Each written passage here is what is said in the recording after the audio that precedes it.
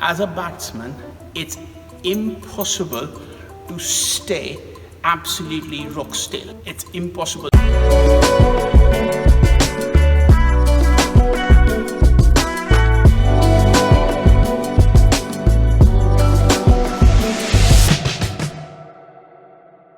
So Cricket Life Stories with me, Neel Khagram. Today we're joined by Raj Chaudhuri. Raj, we're going to talk about taking guard in cricket as a batsman. So traditionally, I grew up in India, and in India we are all taught as a youngster to bat on leg stump. So our toes are on leg stump. The reason behind that is if my toe is on leg stump and I'm here, so what happens is literally my right eye is on off stump. Okay, so when I'm coming here, anything outside my right eye, I can safely leave the ball. So that is the principle on which this has been built. And most Indian players from the 60s, 70s, 80s, if you see them in their stance, they have the bat tapped. You see very few Indian batsmen stand up like that.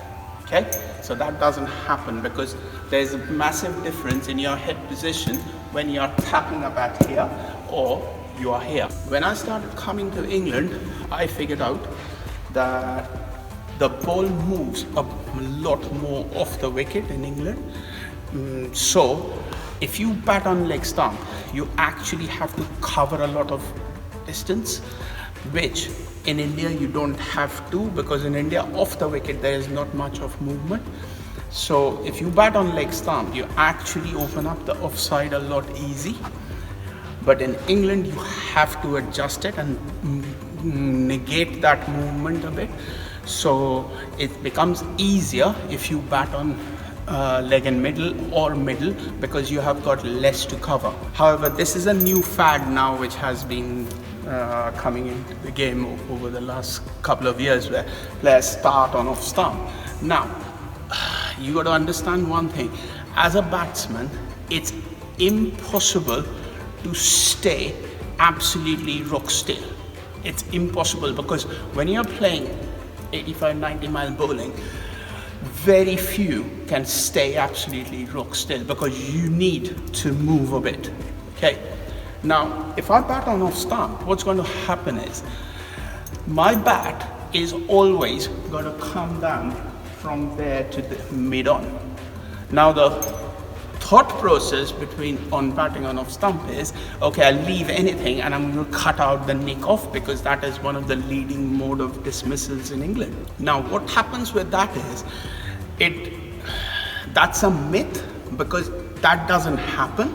And what it does is, it opens the LBW gate a bit more, because any umpire, the moment you ask for off stump, he's thinking at the back of his mind, right, here we go. If that he misses, I'm in the game. So not only are you going to go and play at balls which normally you wouldn't play if you were on middle stump, now you have opened another can of worms on the LBW.